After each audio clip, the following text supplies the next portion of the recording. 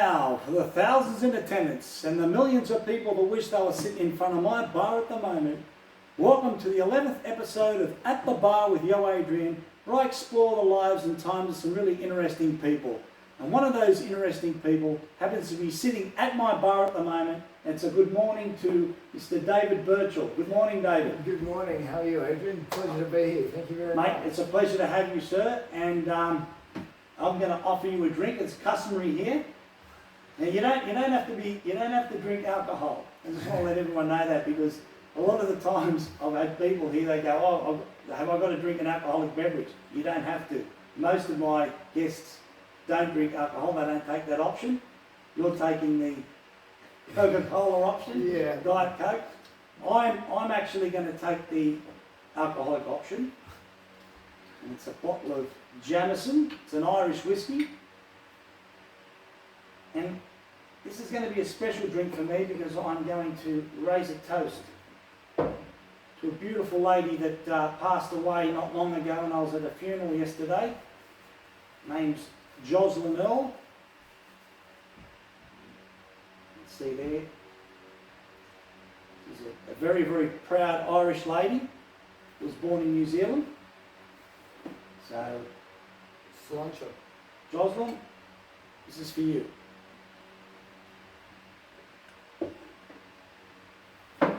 Okay, let's get into exploring the life and times of David Birchell. Now, where did you grow up, and what did you want to do as a kid?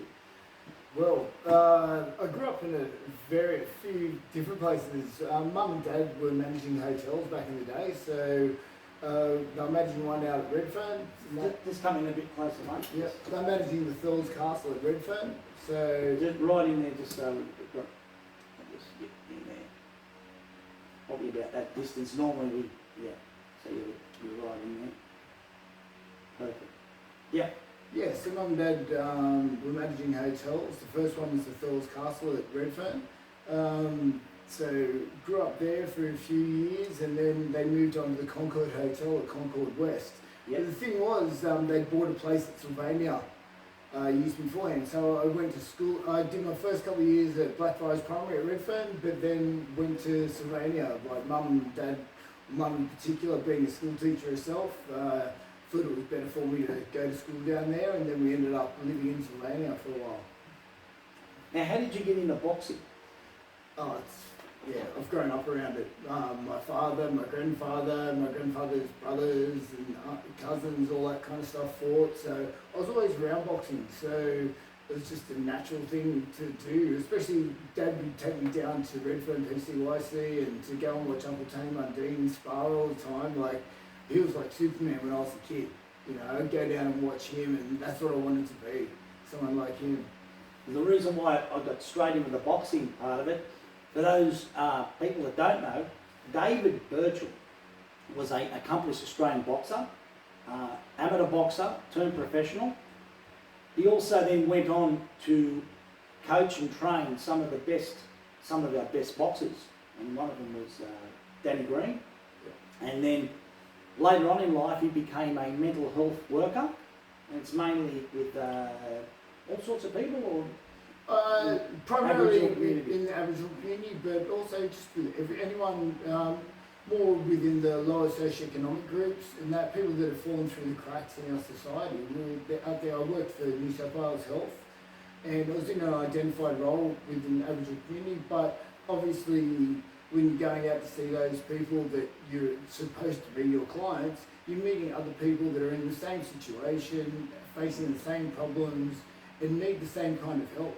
So it's important, you know. It's I'm not going to say to someone, "Oh, you're not Aboriginal or this or that." Yeah. I'm not going to help you. I'm going to help someone, you know, and that's what we should do. And everyone's part of our community, so it's so important to do that. We all have the same struggles, and if you can help the other people within that community, it's going to also help the other people that are there. Like obviously the Aboriginal people that were in the housing estates and stuff where I was working at. And we'll touch on that again later on. Because he knows quite a lot about mental health, and I've learned a lot from him in the time that I've known him, and he knows quite a bit, trust me. So we'll get back into the boxing part of it. So you trained at Redfern, and the gym that was next to Redfern Oval, the PCYC? Yeah, go down to PCYC when I was a kid. Frank Gidley was down there at the time. That's right, he was my trainer. Yeah, well, my dad fought Frank. Yeah. And that, so yeah, he was training him. But then later on, I was training obviously with my dad at home, and I was playing football and stuff like that. But then I started training with Manny Hinton down at Glebe State Gym, where Johnny McCall had his gym. You had guys like Uncle Wally Carr and all that training there. But Yeah. I used to train with Jeff Harding there, so that's where I really learnt my boxing and how to be a man as well. Did you have any? Did you ever train at Newtown Police Boys? Yes, yeah. I used to Spent a bit train. of time. Yeah, I used to train with Johnny after Manny retired. I was training with Johnny Lewis over at Newtown PCYC, which was great. Like Johnny's a fantastic human being. I only bumped into him the other day down at Cronulla. He's just a good man. Him and my dad grew up together. Yeah. Dad's a couple of years older, but yeah, he and Johnny have been good mates ever since they were kids. And You'd have to be one of the nicest blokes I've ever met. I mean, anyone that's got anything bad to say about Johnny Lewis, they're from a different planet. yeah, Because he's the nicest bloke you'd ever meet. he's a beautiful man. He's always been great for me and my family. He's always been there through the ups and downs, and there's been plenty of both. And yeah, Johnny's always been there, been very supportive all the time. He's the kind of guy you can just come to for advice whenever you need it, life advice, not just about boxing and stuff like that, but yeah, anything to do with life in general.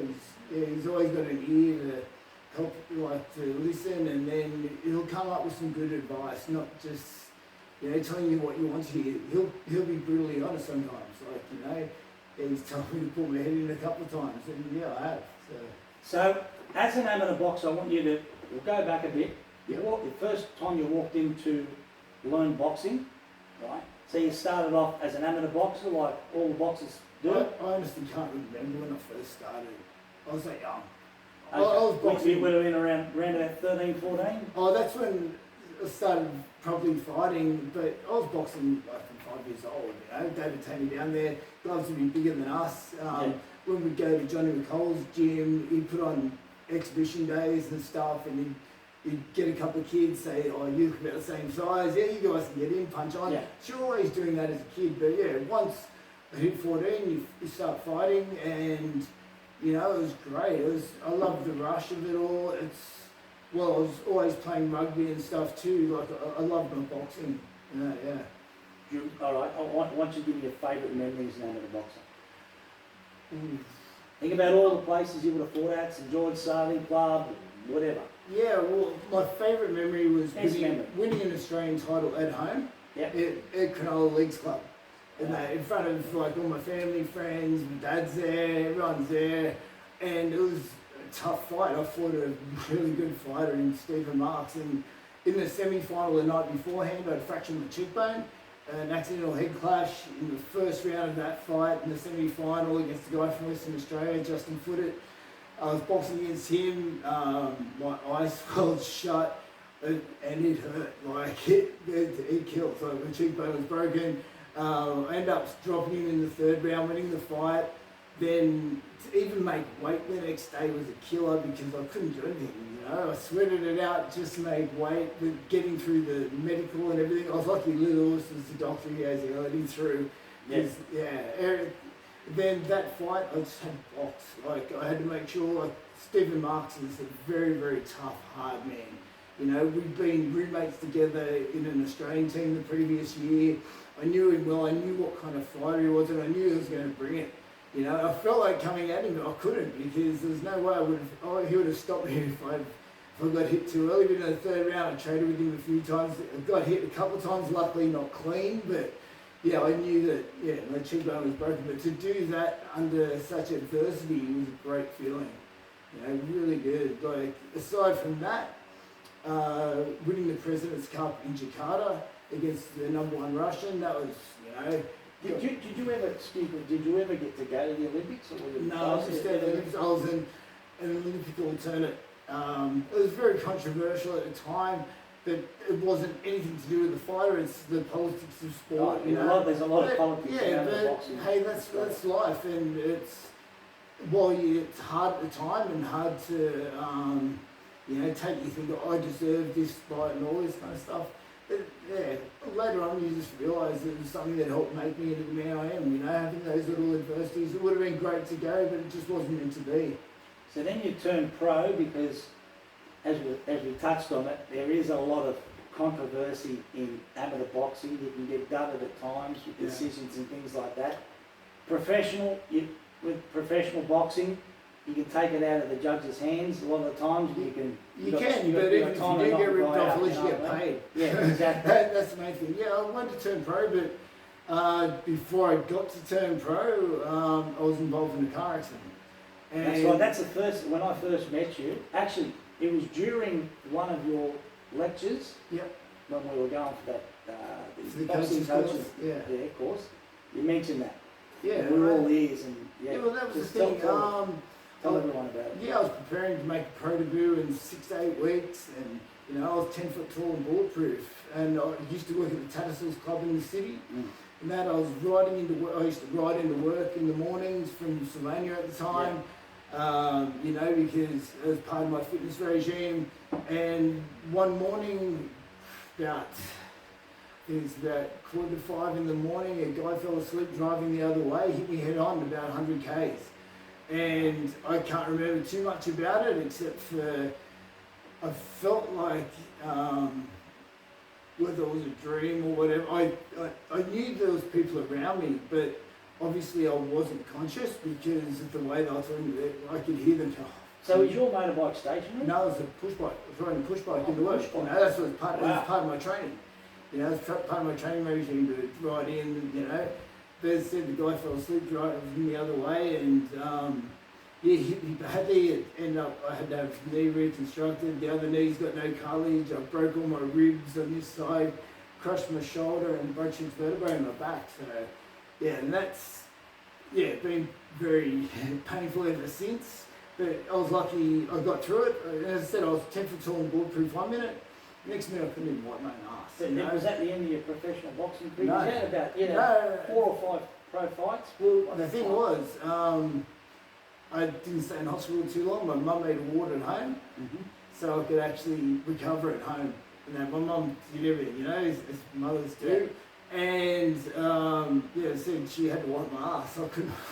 And it's very, very humbling. You know, as I said, like going 10 foot tall and bulletproof, I'm ready to make my pro debut, and then suddenly, I couldn't do anything. I couldn't walk, couldn't do anything like that for a while. And it's the thing that really motivated me was that they told me you're not going to do anything again. You're not going to work. You're never going to box again. You're never going to do this. And it's like, I'm going to do it because I have to for my own headspace. Yeah. And it took me 18 months to even jog again. You know, a lot of recovery, working every day, jumping in a pool, and that just to be able to have some movement and that, because I couldn't walk properly at first, you know, and then slowly but surely got fitter, got healthier, and just determination. But it always hurt. My back will always hurt. I know that. It's part of life. You did get back in, or but I got back in. It's been over 2 years. I made my pro debut, and I've got to thank Jeff Fennick for that. He was a big part of it. He helped me out with it a lot because I was also helping Jeff as part of Team Fennick as a coach. I can imagine Jeff. I've met him a couple of times, and I don't know whether he'd ever remember me. He should. I mean, we're back with his heritage. But in saying that, with Jeff, I'm of the belief of Jeff, if he likes you, he'd do anything for you. He'd be a really loyal guy. He is, you know. I've known Jeff for a long time, ever since I was a kid. And obviously, you idolise him when you're growing up as like he's one of your heroes growing up. He's 3-time world champion, or 4-time world champion. Sorry, the best boxer ever to come out of Australia. Definitely Australia's greatest boxer. Greatest, as I said, 4-time world champion. You can't. Who's going to get better than that? And like Jeff's the kind of guy. We've had ups and downs in our relationships as well, but everything's come through at the end. Like, you know, at the end of the day, he is a loyal, good man. You know, you can have disagreements at times, but, you know, Jeff's got a lot of love and respect for Jeff. And as I said, he helped me a lot during that time to motivate him because, he didn't care. they didn't give a fuck when you're in the gym. Yeah. You've got to train hard. You've got to put in the hard yards. You're not going to get an easy way up with things. And yeah, it was, he helped motivate me with it. Also, I learned so much from him. Jeff had incredible stamina, and I'm sure that he would have instilled that in a lot of his boxers. I mean, Jeff Hardy was really fit. Both of them, like that, the way their work ethic with their training was just phenomenal. They were freaks. And if you got a sports scientist in, they tell you this is the wrong way to train. You know, 'cause you got to have more recovery, this, that. They just, trained hard. But that instilled a work ethic in us as young men, but also it made you hard. You had to be hard. You had to be hard to be able to survive, even in the gym. For me as an amateur, even when I was training, like I'd have days, I'd have weeks where I might spar Troy Waters one day, then spar Kosh Zoo, Justin Rousseau, all these guys within a week. And these are all phenomenal fighters, and unless I brought my A game, you're going to get pumped. Simple as that. They came to like bust you up sometimes. Who was your trainer? Manny Hinton. So Manny, now he was a hardcore sort of guy. I met him once. Yeah, and he was like, he had this sort of Jack Gibson aura about him. Yeah, well, he and Jack were really good mates, and I was lucky enough to meet Jack a few times through Manny. And yeah, they were very, very similar types. With Manny, back when he was training Jeff Harding, Jeff might have had a few issues. Sometimes he'd go out, get on the drink before a fight, and you get a call up from Manny at might be 2 a.m. Dave will come to pick you up. Yeah. And that Jeff's in a bit of trouble. Go get Jeff from a bar or whatever, end up punching on with the bouncers. And that Manny would take out most of them, even though I'm like an 18-year-old boy, he's like in his 60s and he could fight. Mate. He was 60, he was a hard man. He was a hard man. Yeah, and I'd hate to see him on the cobbles back in the day. Reminds me of my old man. Yeah, he's a hard man and just, he was a great man to like be around, but he was also that same thing. They bring up tough, it's a tough love, but they also teach you how to become a man as well. As Manny has been like a father figure to me, and that like, I was lucky. I've got a great father, but most boys we don't listen to our dads at times. So I was very lucky to have another man in my life that was able to instill good values and stuff like that and bring me up the right way. And Manny was that man. So you got to about how many professional fights did you end up having? I had 4 professional fights, but I knew. After like the second one as well, like it wasn't going to last too long. Just the strain on my body from the training. It was just. Did that have anything to do with that accident that you had? Yeah, that was the thing. Like I knew like I could do 4 to 6 rounds like I used to be able to. I couldn't do 12 rounds like that. It would have, and just the training you have to do to get yourself fit enough to be able to do a 12-round fight is just phenomenal. And like every day waking up in pain and feel like crying, like that's the thing, you had to suck up and be there at training, but there was many days where I'd wake up and just want to just pull the tuna back over my head and cry. In all honesty, look back at that now, your boxing, do you believe, and you can say, I would have been a champion, a world champion, do you reckon you had the ability to go all the way and win not only regional titles but a world title down the track? Yeah, lots of people have the ability. It's not just about having the ability, it's having the luck. And things fall into place. And it wasn't meant to be for me. Again, I had that car accident. And I don't have any regrets at all because I did the most I could do with the time I had. And to say, I could have been this, could have been that, I find it's a negative thing. Like I had ability, but it just wasn't meant to be. And it's made me a better trainer. It's made me a better coach because I realised, everything can change like that. And it's so important to make the most of the time you have. As I said, I'm happy with everything I did. I did what I could during the time I had but it got taken away from me at a certain time. And that's what can happen in life. Things can be taken away from you. So it's very important. That's why I tell the fighters I train, if you want to be a fighter, do it properly. If you want to go and party, go party properly. That's what you want to do. can't do both, you know. Don't have regrets by not putting in everything you want to, like, all your effort into something when you say you want to do it.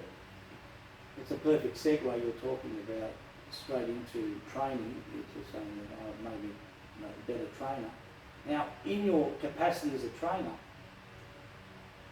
who have you shared the corner? Or who have you shared the corner with? I've been blessed.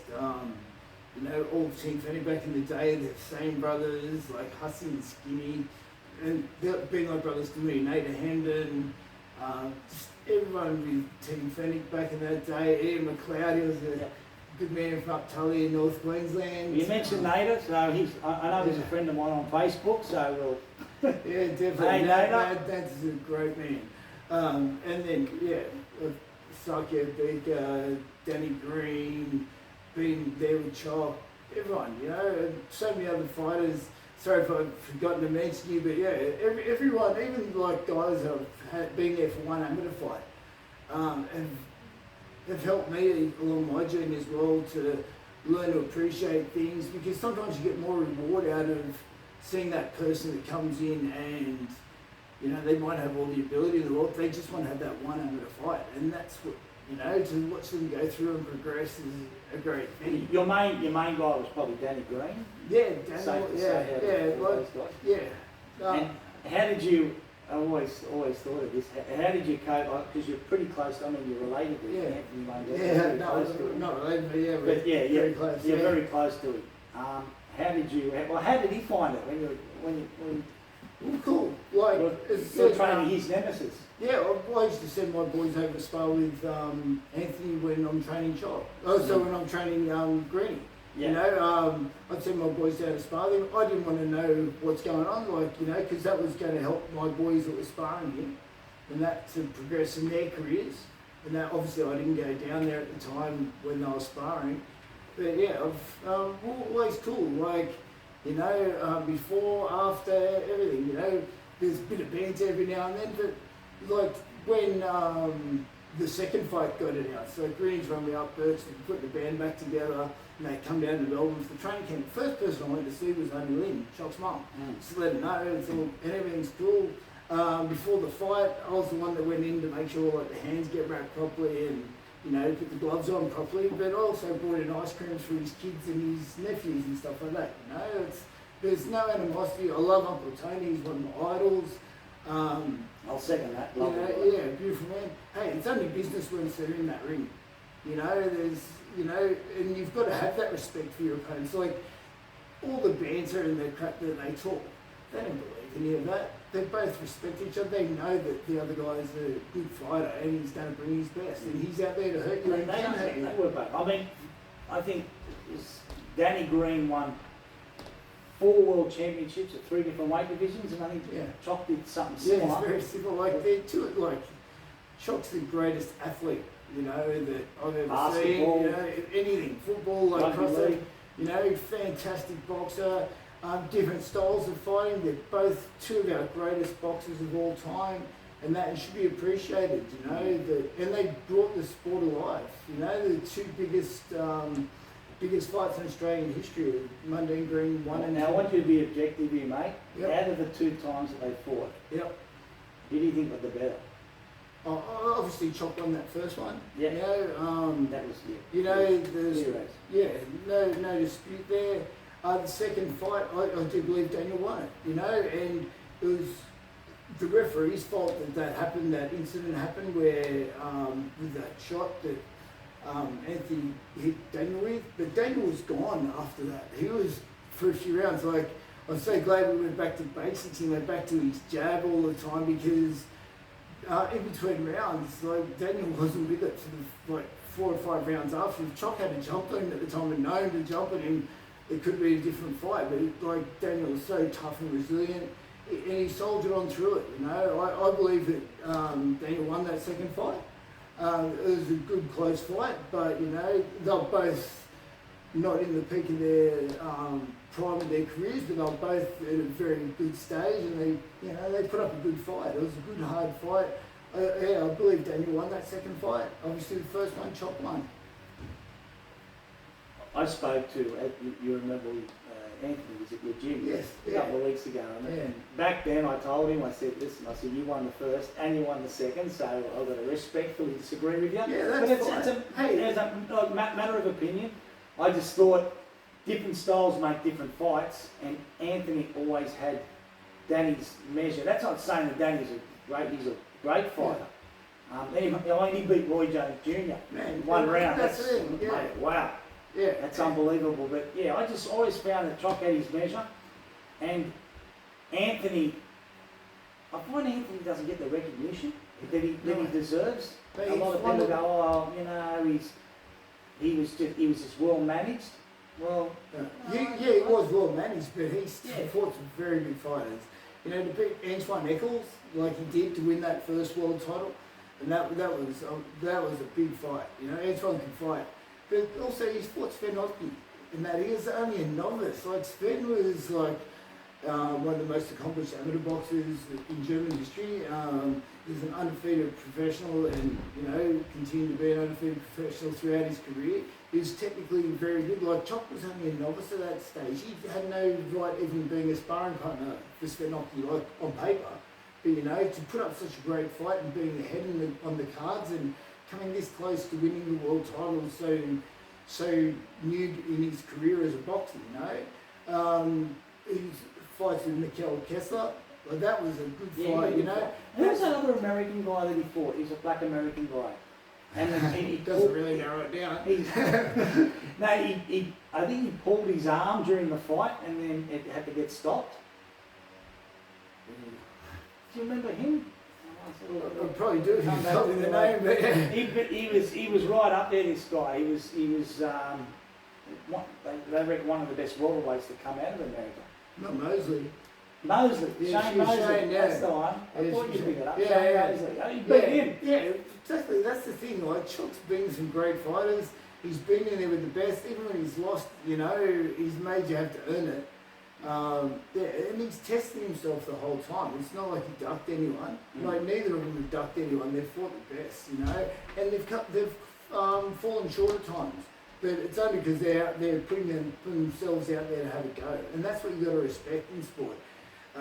Guys like Floyd Mayweather, yes, he's a great fighter and all that kind of stuff, but he didn't always fight guys in their prime. He didn't fight the best that he could have at times. He fought the guys that made him the most money. That argument's always going to be around. Like one of my great idols is Rocky Marciano, and people say, during 52 to 56 there was no great heavyweights. We can only beat who's put in front of you at the time. Exactly. He was too small, 5'10". And I have this argument with my boys all the time. They go, he's too small, Dad. It's got nothing to do with height, Tyson was only 5'10" and a half. He'd find a way. He has this, Yeah. And as I said, you can only fight the people that are there at the time. Like I love Joe Lewis. He's fenced for 11 years. 11 years, yeah. 20 world defences. Yeah, he's have to be up the top three. Exactly, but they're only to be the best for their time, like the Jack Dempseys, Jack Johnsons, people like that. Always loved Harry Greb, like famous middleweight from back in the day. And that, he'd go fight you 15 rounds in the ring, then he'd go find you in a bar afterwards and punch on with you there. And he had the roughest head I've ever seen. Exactly. He had over about 200 and something fights. Close to 400 fights. Like heaps. And he was...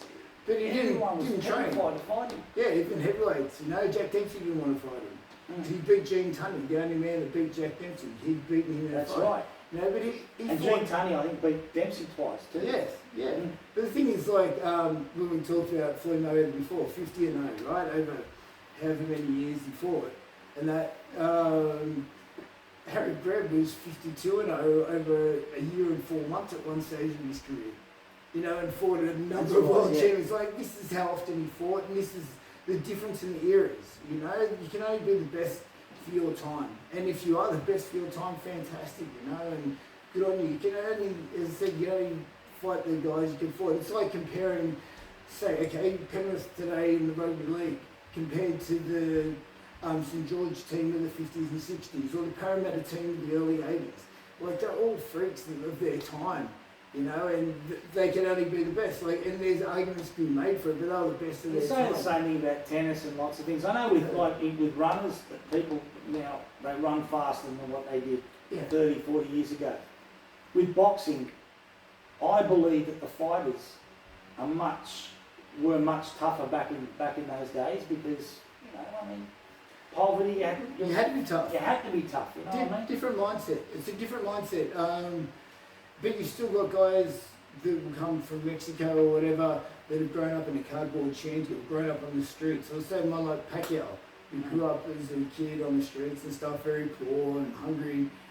They've got a different mindset to a kid that's grown up, in the eastern suburbs of Sydney, got everything given to them, whatever. They've got a different mindset, It's, and in boxing also there was like golden eras. I found that, because I was old enough to remember, golden era for boxing for me was the late 70s, early 80s when we had like the heavyweight division. You had fighters like Ali, you had Spinks. You've got Frazier, you've got Joe Frazier, and you've got Larry Holmes. Larry Holmes is one of my Kenny Norton. Yeah. But you've also got Ernie Shavers. Ron Lyle. There's so many good fighters. And then there was this lull period where it got a bit boring.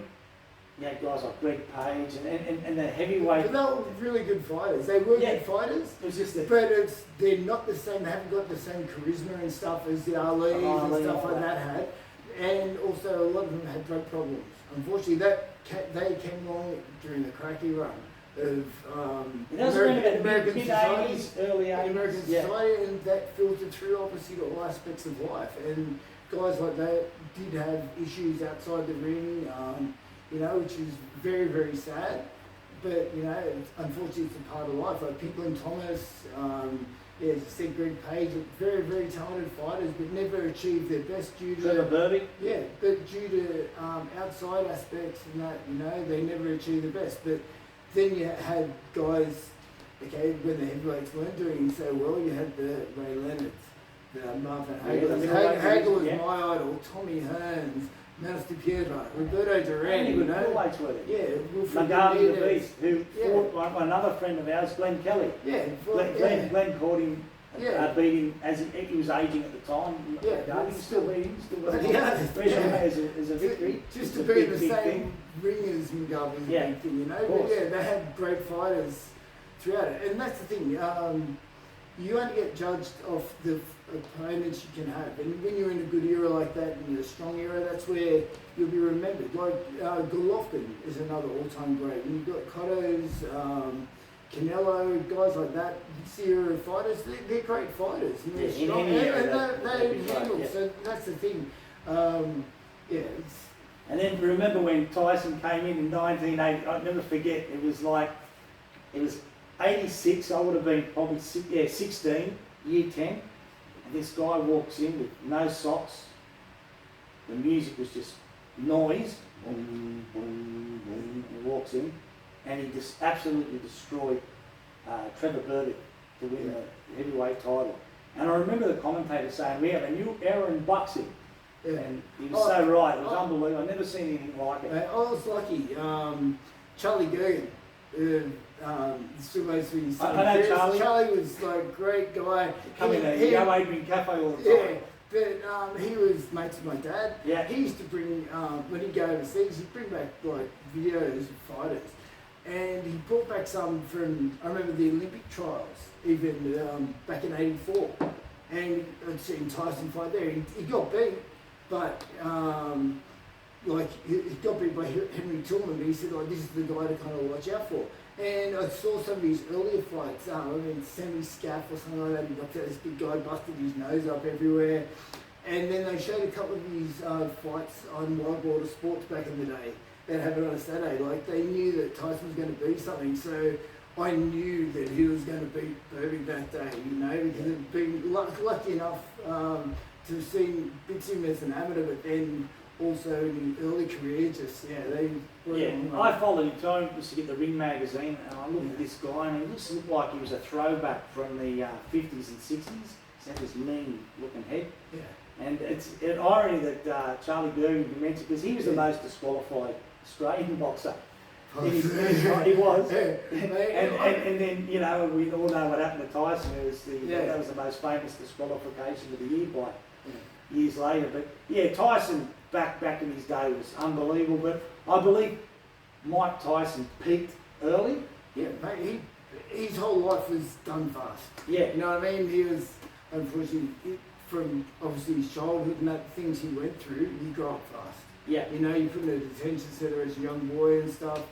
And then to suddenly get all this stuff and become such a great fighter, but as Marvin Hagler said, it's very hard waking up at 5 in the morning to go to your road work and you wake up in silk pyjamas. That's right. Tyson suddenly made all this money. Here's the guy that's had nothing, and you know suddenly you've been thrown all this money, and you've got all these hangers on telling you this. I can do this for you. I'm your brother. I'm this and that, and you know, unfortunately, didn't have probably real people in his life that were there that he could trust, and that to manage him properly and things like that. You feel that with Kevin Rooney. I thought when he had Kevin Rooney was his trainer, yeah, that made a massive difference. Yeah, but then you got yes men after that. You know, I know Jeff's very good mates with him. I was lucky enough to meet him a few times with Jeff. Yeah. You know, and to us, he was great. And you could tell, but too, like he had that respect for Jeff. And we treated him like one of the boys. We trained at the same gym, and you know, we even went back to his house one time after the friends had both the weigh in, got us all pizzas and stuff like that. What was he like back? I mean, he comes across now as a mild bloke. Since then, he smoked a lot of guns and had his DMT and all that sort of stuff. Back then, was he like really? You could say he was intense. He was intense. Oh, yeah. I remember we were there that day after the weigh-in. We're there. He got his pizzas. We were having a laugh with him. We paying him out about he got ferrets because he got rid of his lion and tiger. He got rid of his tigers because of some council thing. We'll take the mickey out of him about it.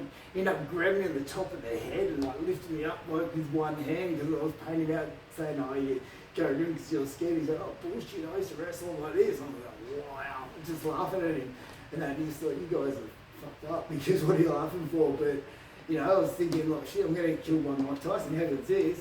But yeah, he was really good with us, and then suddenly he was getting interviewed by Matthew Brooks for Sky Channel, and Matt asked him just a basic question. I can't remember the question he asked him, and he turned, like he just clicked like boom, like that Mike Tyson ready to kill you, and then lucky Jeff was there, like calmed him down a bit, and yeah, but I remember that day he got a brand new Ducati, he didn't even have the stickers on it, and then he's gone off riding it about 300 k's down the road, like. So he had a genuine affection with Jeff? Oh yeah, 100%. Like how could you not admire Jeff as a fighter? And that back in the day, like. Well, you know, he loved Duran. Yeah, Roberto Duran and Jeff. They even looked similar, you know, with the Mo and Goaty and stuff, they're similar styles, and you couldn't, as a boxing purist, like genuine, like loves fighting, you couldn't not like someone like Jeff Van you know, and obviously him and Tyson being a boxing enthusiast and historian as well as a great athlete himself. Now, of course, you got to look at someone like Jeff and think, wow. Well, it's funny when I remember he lost the fight to Uzma Nelson. Remember his No, when he got beat. I mean, followed Jeff Fennick like we all did, and I wouldn't say he was a hero, but I admired him. But then I remember I was at Balmain Links Club, and he lost the fight, and I remember all these guys all starting to carry on going, he's not even an Aussie anyway, he's an effing wog, and I got the shits. Yeah, that's typical. Tall poppy syndrome. And he probably doesn't even know this, Jeff, but I got the stink over him. You know, I got thrown out of a place because I went up to a bloke and said, what'd you say? I hated that word, wog. Yeah. And then I thought to myself, well, you know, we've got the same, I'm born here, he's born here, you know, and then I just took offence to it, and he got thrown out of the place. And it was because of supporting Jeff Fennick. I just got the shits over it. I've been more punch-ups over guys like Jeff, Brady or Chalk. Like, especially if you go to the pub or whatever and watch Chalk when he fought, because he was controversial. And like people would say something there, it's like, mate, like he's my friend. Yeah. Like, you know, whatever you might think, like he's my friend, please don't speak about him like that. But then, of course, they go on and you're not going to cop that. People talk about your friends like that, you know, it just doesn't happen. But yeah. Same thing with Jeff, you know, that's it. But none of them would say it to his face, I can guarantee you. No. You know, that's the thing, and that's what that's one of the things I've learned for myself, you know. I've got my son fighting now, you know, he's the youngest pro in Australia, and people want to criticise. Most people are very supportive and, you know, and behind you all the way, but you also know there's those people that even may be nice to your face that then run shit, talk shit behind your back, and there's other people that openly, you know, be critical and stuff, and it's just learning to, okay, let the haters be, you know, like, who are they to speak, you know, most of them have done nothing in their life. They're not going to do anything in their life, you know, and their opinion means nothing to me. I value the opinion of my family and friends, but other than that, like, you know, I've learned to let that kind of shit go. So we'll touch on Benji later on. We're going to talk a little bit about Benji, and I hope that Benji doesn't, I know he's a humble kid, but we're not going to put him on the spot, but I'm going to get back talking about Benji. Now, what's your advice for a young kid starting out in boxing? You've been a trainer. Main thing is finding, obviously, for him, like, to find a good trainer. And that's the most important thing. And they're hard to find. Yeah, they are. Unfortunately, you've got a lot of people that have watched stuff on YouTube, or they think they're a coach, whatever. You do have to have that experience and that. And it's like, also trainers are going to be honest that, okay, I can help you out at this stage of your career.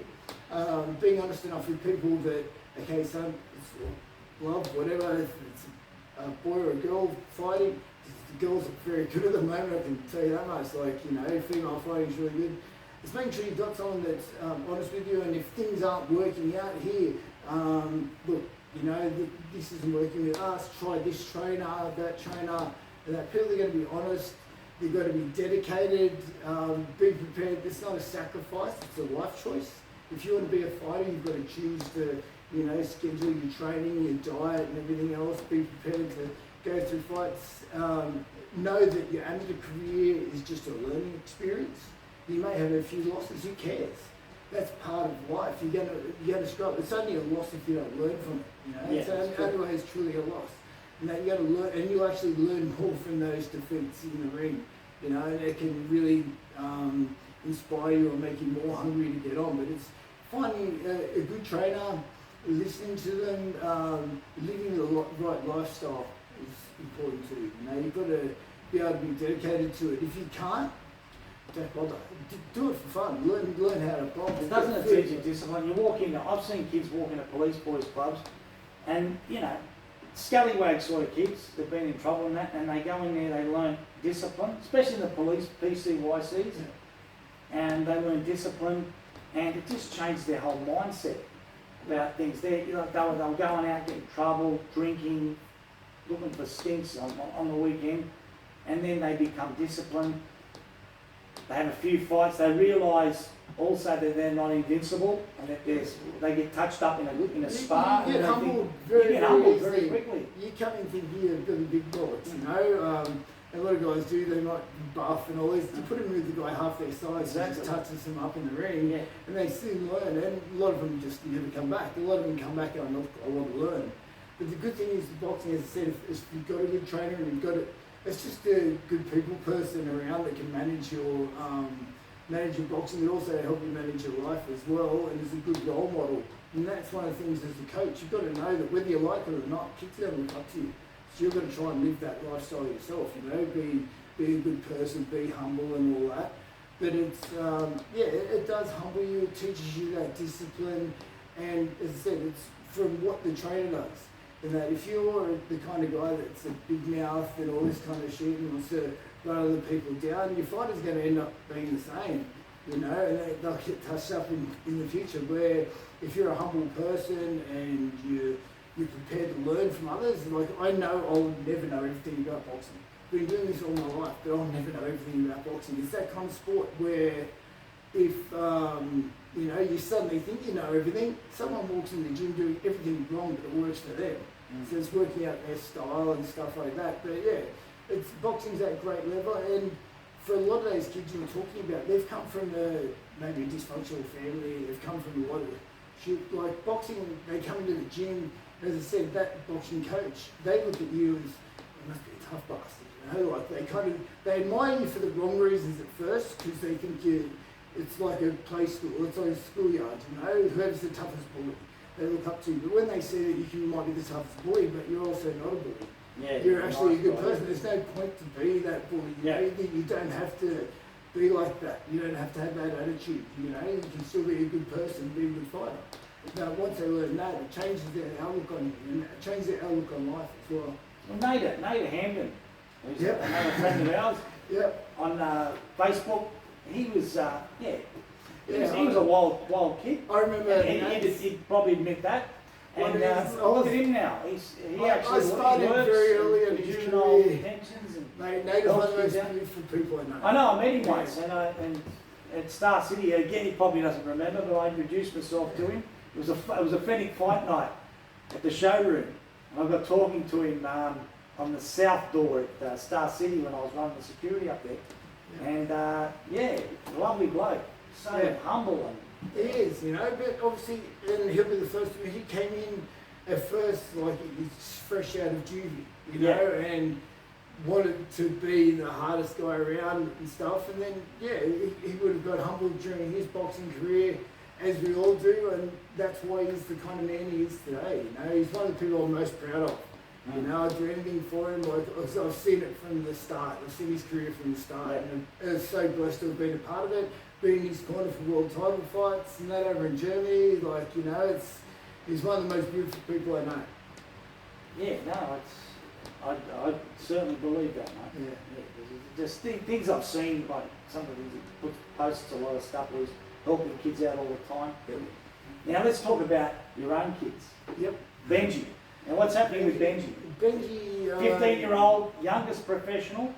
Since Lionel Rose, is that correct? Yeah, Uncle Lionel was 16, He's been Uncle Lionel for, So, that's the thing, I think only one who may have turned pro at a similar age would be Jeff Mountain, the Flash. But, you know, turning pro young he had 25 amateur fights, fought in both the league and the association, and due to the political nature of things, I'll say it straight out, like the president of Boxing New South Wales, to me he's absolutely corrupt. And that took out his own personal thing that he has with me. It has nothing to do with boxing. Took it out of my son. You know, tried to not register him. Even went so far as to tell referees and judges not to vote for him when they did allow him to fight and stuff. It was just pathetic. And Benji got sick of it. One night I believe he flogged the kid. I thought he won the fight easily. Even Johnny Lewis rang me up afterwards going, hey, this is bullshit, you know? Like, and for Johnny to do that, you know that it was, you know, it wasn't good. And for Benji, he was losing his love for the sport. He said, Dad, I want to turn pro. I'm not fighting amateur anymore. I want to turn pro. And so he disciplined himself to make sure that, you know, his lifestyle, inside, outside of training is great. His training is very disciplined, his diet, everything else, his school life. And that was one of the most important things. When he spoke to his deputy principal, to organise structure how we can have him still finish school and that, and get like decent grades and get an education, as well as, you know, embark on a professional career. And he's really got that. You're big on that, because you said earlier on your mum was a school teacher. Yes. And I'm not just saying it all, you know, but the stereotype is boxers aren't bright. And you break that stereotype because you're a very bright guy. Yeah, but I was just encouraged to read a lot as a child. You know, and that's the thing. I wasn't the best at school. I can tell you that much. Because I didn't like turning up to it. You know, plus I was working when I was in school. But it's so important having an education. And since I got out of school, obviously I've gone back to learn. But back on Benji, like, you know, he's got that disciplined lifestyle with him. He had his first professional fight in December over in Thailand, won by first round stoppage. The kid he fought had dozen or so Muay Thai fights. He'd probably just never been hit like that. Benji hit him early, and he got over the kid, you know. He's having his second fight on the 28th of February in Bangkok again.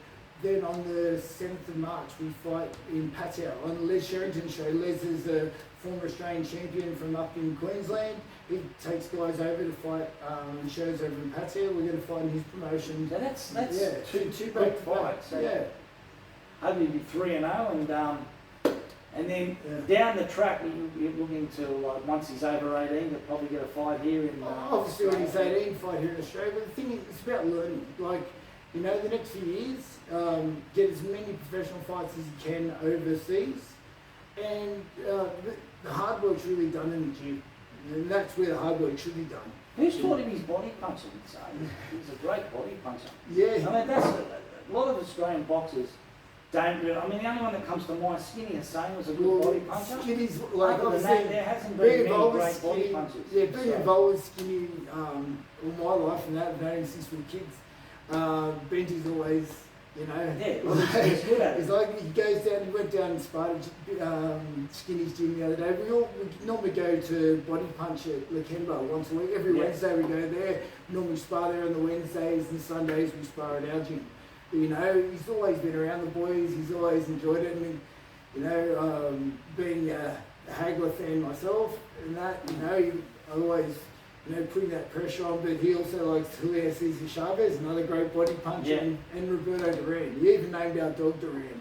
You know, that's how much he likes him. So yeah, Benji goes well to the body. He also knows it's the best way to take someone's legs out. You know, if you're going to break people down, take their body. You know, no, otherwise they're too fresh and they want to punch them in the head back. So what we'll talk about now is we're going to move away from boxing, and Yep. we're going to talk about mental health, Yep. because you've involved yourself in mental health, and it's something very, very dear to both of us. We both Yeah. have someone very, very close in our lives that have suffered with mental health issues, and I can say for myself, I've suffered from myself. You know, Yeah. we all go through a lot of things in life, and yeah, it's how we deal with them. It's so important. so I was going to ask you, what got you involved in it?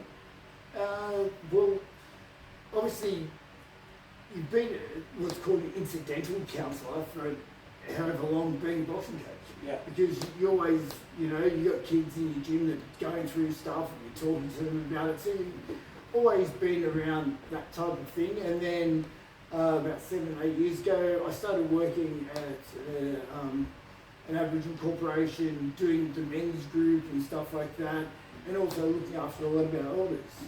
And later on, a role came up with New South Wales Health. It was obviously targeting Aboriginal mental health, drug and alcohol mental health. But as I said before, like, you know, you help everyone in the community as much as you can. And that really opened my eyes. I knew a lot about aspects of it, having been growing up in pubs. Obviously, you see a lot of alcohol and drugs. You know, one of my uncles was a former addict. You know, so I've seen that all my life and been around it, and you understand that, you know, people, I hate that word junkie, like that's they're an addict with an issue, because that someone loves that person, you know, like it's someone's brother, sister, you know, father, mother, whatever, you know, and that's why it's so important to try and help these people. And the reason that these people are medicating themselves is because of the trauma they've suffered in life. And you don't know what someone's been through in life. You know, you sit there and judge and go, oh, look at this guy.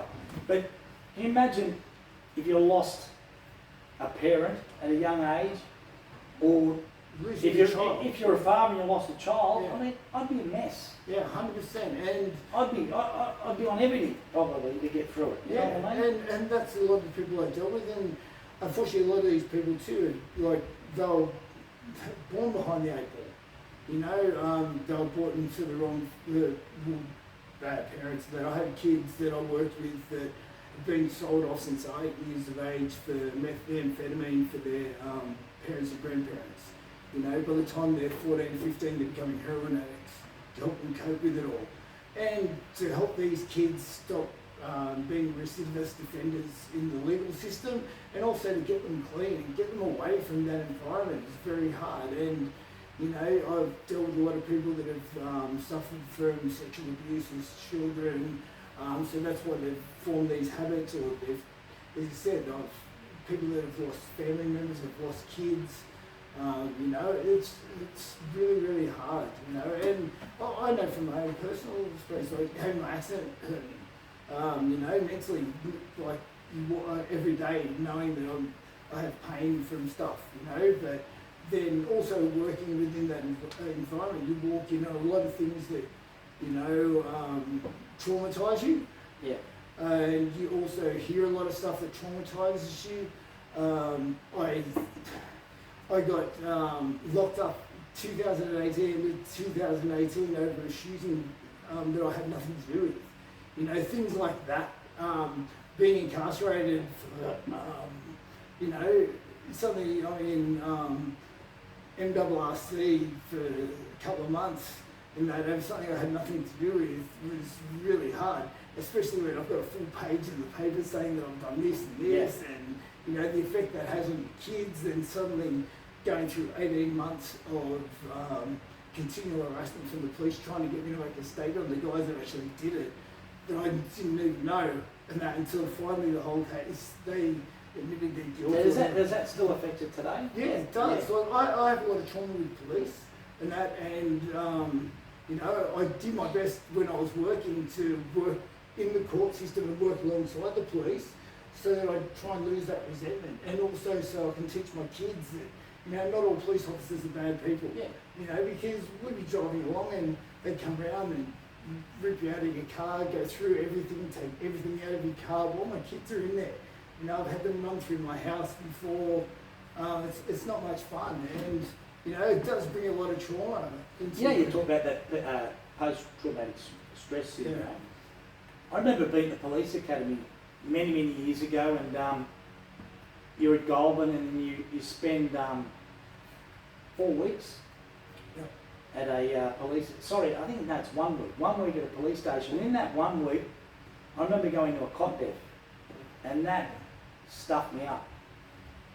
And I'll never forget it. And then years later, I had my own child, and I was that paranoid. I kept on. It was when Joseph was born, my eldest son, and I'm looking all the time, looking in the cot. And it I couldn't sleep at night, and obviously when you don't sleep, the next day you're stuffed. And and back then I thought, I'm not going to have counselling or anything like that. And I remember getting hypnotised, and it helped a little bit. But it's one of those things in Australia, and that is all over Australia. They don't put enough money into mental health. It's crazy. I mean, someone goes into, you know, flips out, goes into psychosis or whatever. They get put in a mental place for about 3 days, and then they're told, okay, they give them medication, and they're sent back home again. There's no ongoing psychotherapy. They might give them the medication, but it's just, okay, you'll be right. You're not, like years ago, do you remember you had Callan Park and places like that where you could stay, long stay. They don't exist anymore. Yeah, and that's the unfortunate bit. They throw all this money around and so many other things, and they'll throw it into prisons and stuff like that, but you could stop a lot of that offending by having places like Callan Park. And this is one of the things, that was part of my role. I was working in community, so people that I'd engage with people while they're in the mental health unit, and then once they got out, I'm the one that's trying to help them adjust back into society, and that, which is so hard because this person is struggling to get out of bed or to put their socks on, you know, to have a shower or anything, and to get them to have the right medications at the right times, turn up at their hospital appointments and things like that. As I said, most of these people, they fall through the cracks, and no one cares, and this is the reason why they end up back in prison, or they end up back in the mental health unit in psychosis, or they end up back as an addict, or unfortunately hanging from the ceiling because they can't handle it anymore. And this is one of the things, like when we were younger, this was what was used to, you know, harden up for, you know, and a lot of men turn to that. I know that I had the time, you know, dealing with what I was dealing with every day, and that it got to the stage where I didn't want to think about things in the night time, and you know, because you may have seen something that I couldn't go and talk to my kids about. You know, some of the things I'd see or hear, I can't come home. Well, I went to do work today at all. You can't talk about that to your kids. You know, and it can affect anyone. I mean, it does. It doesn't matter how hard or tough you think you are. Like, it got to a stage where I dealt with a lot of death at a certain time, and that was really hard. And working with people very close to you as well, like doing palliative care, working with people right up to death and making sure that you know, they dress the way they want to dress, like once they've died and things. And it's really hard because you get that attachment to that person, or others where you may have found them dead, and then you've got to go and explain to their family what's happened, and their kids want to come, but sorry, it's a crime scene, you can't even come see your dad and stuff like that. Like, that's very traumatizing. I don't know how I would have handled seeing a child in that state like you had to, but still, like, seeing others and they come back and visit you in your dreams and stuff like that. And that's why people tend to medicate themselves, you know, and I realise in myself, that's why I do my best not to drink anymore. And that because it was used as a coping mechanism to handle it. I found better strategies like with my exercise and, you know, breaking things down.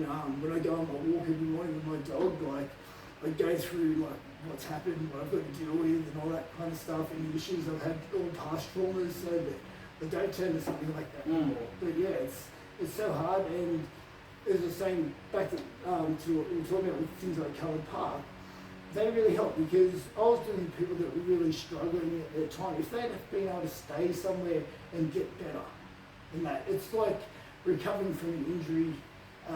You know, it's like, okay, someone breaks their leg in a footy game, okay, you put it back together, throw them back on the pitch the next week. And that, it's going to break again straight away. That's the same thing in someone's mind. It's going to break again straight away when that's got those outside stresses put on them. You let them recover. Like, you know, someone breaks their leg in a football game, they're going to have 6 to 12 months of recovery, proper treatment, all that kind of stuff. So the next time they get on the field, oh, it's fine. That they get hit with that pressure, it's fine. Same thing with someone's mind. You know, if they did the same thing and let that person heal, that person wouldn't end up back in the mental health unit again, or that person wouldn't end up back in prison again, or, as I said, someone that they wouldn't end up suicidal. I just feel the government should be giving, like, you know, you've got the in the health system, you've got to, obviously a lot of people can't afford to get proper, unless you're a private health fund or something like that, and the public system is pretty basic. I'd like the government to be able to grant, say, everyone at least 20 visits to a psychologist.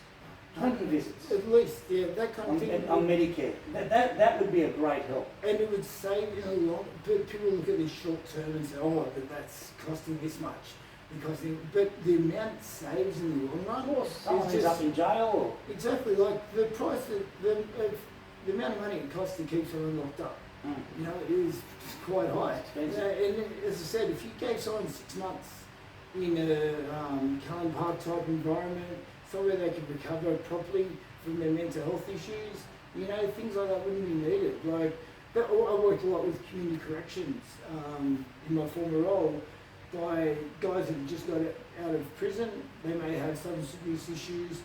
I'd make sure they're there straight away. They'd go to drug and alcohol, go see the doctors.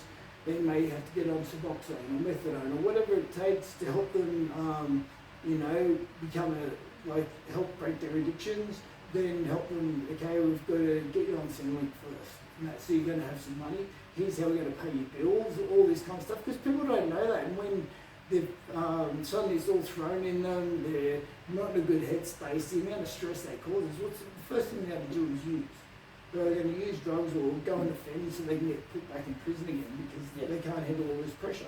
So being able to help them through it, where, as I said, if a place like Cullen Park was operating, they'd learn all this stuff, learn all these skills in there, so when they come out, they're ready to handle it. Yeah, some people turn to drugs. I know myself, I was going for a tough period. I tried DMT, and it's a pretty complex sort of, I wouldn't call it a recreational drug, because it's not something that you're looking forward to having. I just had it as, someone said to me, it's life-changing, and if you get through it, you'll fear nothing, you won't fear death, and it's certainly right. And what I got out of it was that you feel like you actually died.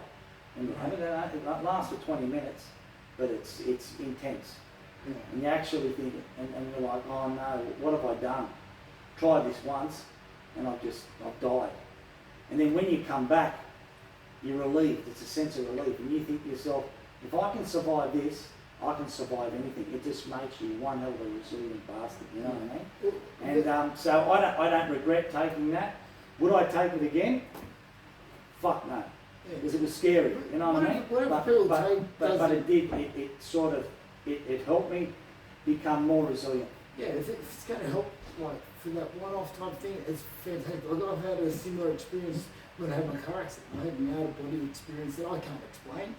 But, you know, it affected me in a way that, you know, I don't fear death anymore and that, because I don't think anything happens after it, whatever, but it wasn't painful, but it was an out-of-body experience and something that, you know, probably similar to that type of thing where, yeah, it does make you appreciate every day because you realise that, you know, how quickly things can be taken. And as I said, like, I look at you, and to me, you're a confident guy, you know what I mean? And I had a friend, I'm not going to mention his name, but, you know, like a lot of my friends know who I'm probably speaking about, who took his life, and he was one guy I went to school with. He was one of my best mates, like a groomsman.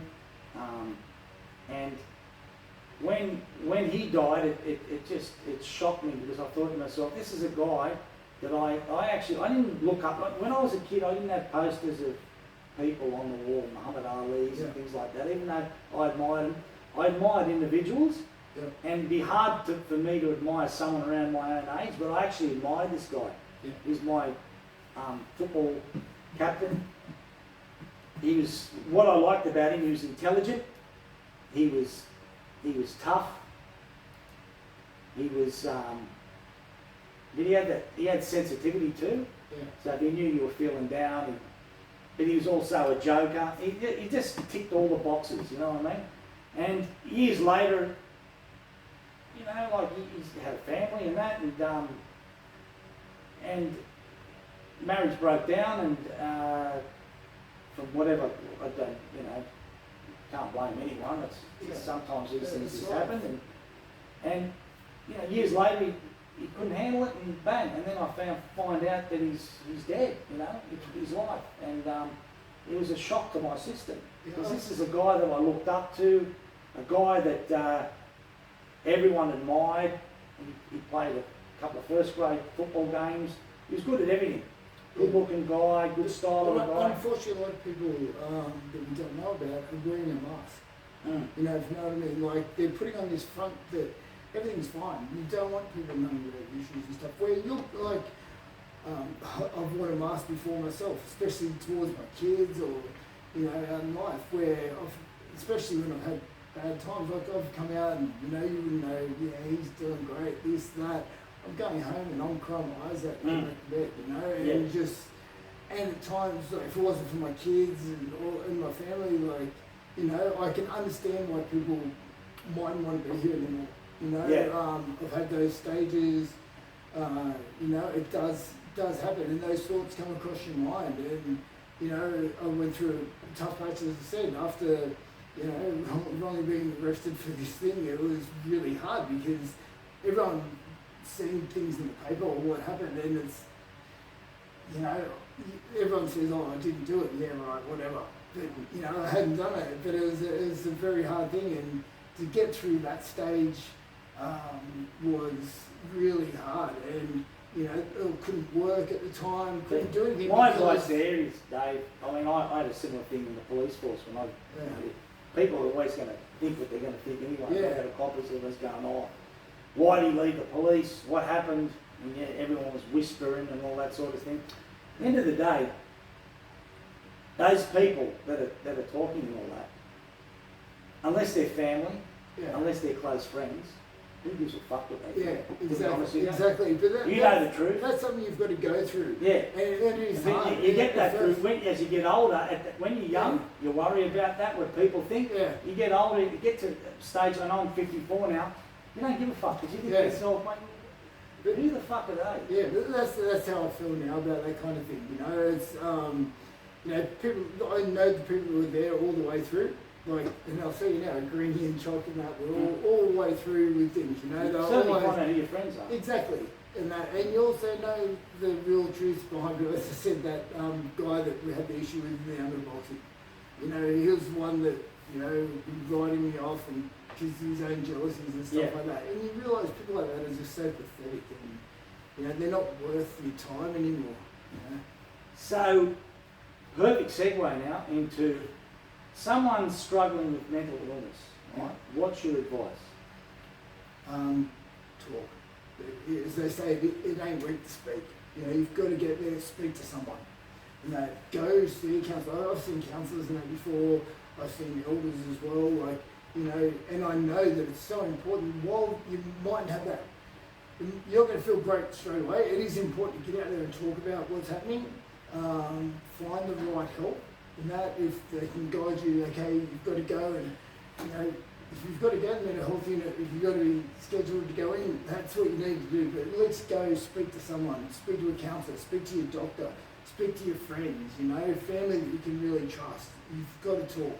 Because if you don't talk, you bottle it up inside, your head starts playing games with you. That little man inside starts talking shit. And that, unfortunately it does. I don't care how hard and tough you might think you are, that little man inside starts sowing doubts. And that, I'm this, I'm that, I don't want to be here anymore, everyone's better off without me. And that's the way that people genuinely feel when they're, when they want to suicide, and that's a really horrible thing. And you think, man, everyone loved this person. Didn't they realise how much they loved? They didn't, and they couldn't find happiness. How would you define happiness? For me? Good question. What? It is a very good question. Okay.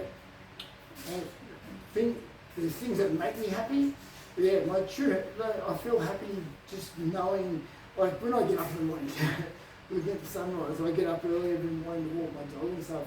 The true happiness comes from my family, my kids. So seeing my kids happy, no matter what they're doing. Like one of my sons is now going to be one of the youngest captains on the harbour, in the ferries. Wow. He's 19.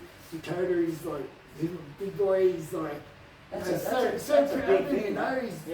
He can read tide charts and moon charts before he can read. He's loved fishing and water and everything on the boats all his life.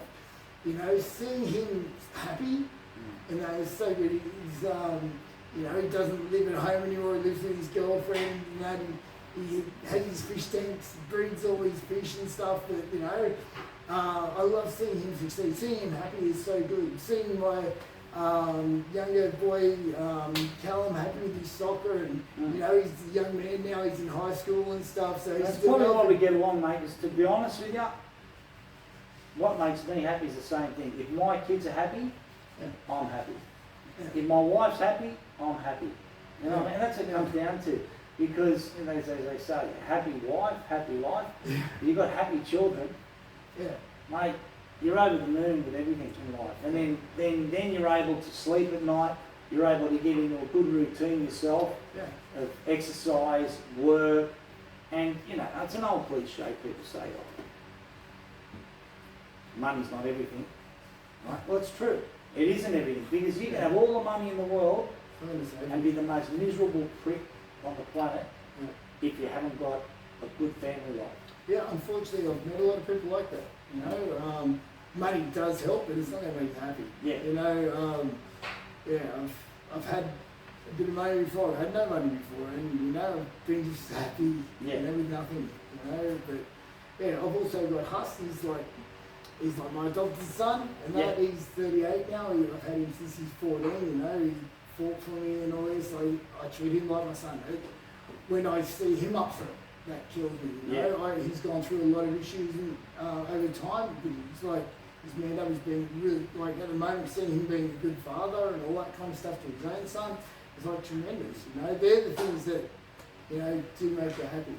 And even though he's not blood son, you still love it. I've got an Aboriginal kid that used to live with me for a couple of years. Travis, if he's listening out there, who he lived with us, and he was coming down. He played rugby league for the Roosters. And I got an affectionate with him. You live with someone for 2 years and you share, breakfasts and dinners and things like that. And he's captaining his football team up in Newcastle now. The guy had that much talent. It's unbelievable. He was he played in that same Roosters S2 ball team as Latrell Mitchell and Manu and all those guys. Wasn't meant to be, you know, big smoke, he got caught in the big smoke and he's like, oh, you know, and he went back up to the country and he's captaining up there, he's killing up there, last time I spoke he was quite happy, so call out to Travis Edwards. But the thing, the old saying, like, blood makes you related. Yeah. Loyalty makes you That's family. right. And you know the people that are there for you. You know, like, Hustler's always been there for me and my boys at any time. Like, obviously my boys are there for him. They love him like their big brother. Yeah. You know what I mean? Like, and I love him like a son. Yeah. And to be able to say that when you know you've got sons, that's when you know that, you know. That's a big thing, man. Now, something different now. I'm going to name 10 different people here. You know, a bit of fun. Okay. Right? If you've spent a lot of time with all these people, Depends how to find fun. and I want you to just give me one word to describe these people, right? Okay, here we go. First one, Danny Green. Brother. Anthony Mundine. Goat. Hussein Brothers. Again, brothers. You know, yeah. Jeff Fennick. Absolute legend, you know. Again, One word. Well, I've already used Goat, okay, Goat again, because he is the greatest of all time without boxers. Nader Hamden. Again, brother, you know, yeah. Costa Zulu. Legend. Jeff Harding. Absolute, well, sorry, freak. I'll say tough on that one. Tough, yeah, but a freak. He was beyond tough. You know, beyond tough, beyond determined, like, yeah, he was yeah, like a freak, but in the best way possible. Like, I love him. He helped me with so much in my career, but, you know, he likes to drink, okay? And up until 6 weeks out before a fight, he'd be drinking. But he's like, we'd go running. We'd run Coogee to Bondi and back sometimes. And we'd go running and we'd do, or else we'd be doing the track. And you'd be going alright, and then suddenly, vomit everywhere. The worst thing is he's going to go 10 times harder after that. Like, you know, he pushed himself beyond. And he also won the light heavyweight title against Dennis on Twice. Yeah, and it was like a real life Rocky movie. He was getting hammered, and he'd come back and won. Yeah. Knocked the guy out. Mate. So. No, Again, he doesn't get the recognition he deserves. You know? No. And that was a WBC title, and there was a lot of good light heavyweights in that. Yeah. Now this one's Smokey. Paul Gallen. Being a Sutherland man. That's one I put tough. Yeah, tough. Yeah, I was lucky to work with him in the Sharks, and that's I worked with the Sharks for a long time in their strength conditioning. Well, I'm going to put 2 words in here, fucking extra tough. No, 3 words, fucking extra tough. Yeah, definitely. But as a boxer too, you got to remember, like, okay, at first he was a free player boxing, but then he became a boxer who used to play footy. You know, he earned his stripes. He did really well, but you know, he's a good man. He's, you know, I've always gotten along well with him. Man, yeah, and you know, he improved. He really, you know, I'm glad he went to Graham Shaw and learned how to box properly. And you know, they really made his career. And I'm glad the Rose boys made a lot of money with him. You know, they deserved it. Yeah. Now, I ask this every guest that comes in: if there was one thing you had to change about yourself, what would it be? Think about the question. Yeah, if there's one thing I'd change about myself, that is a hard one, because, you know, I am how I am because of how I am.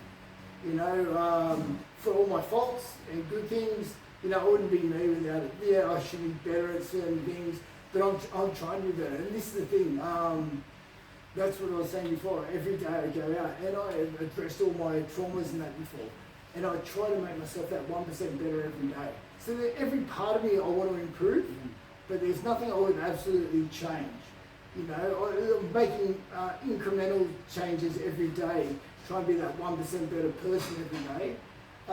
Because, yeah, to try and make a sudden change is very difficult. Like, I've tried to get rid of all of my bad aspects of my life. Like, I've done my best to make sure I don't drink anymore. I don't do silly things. I don't mix with the wrong people. I make sure, you know, I make good decisions in life. I think about things, you know, now where before, you know, let's do something. Yeah. Or, let's have a drink.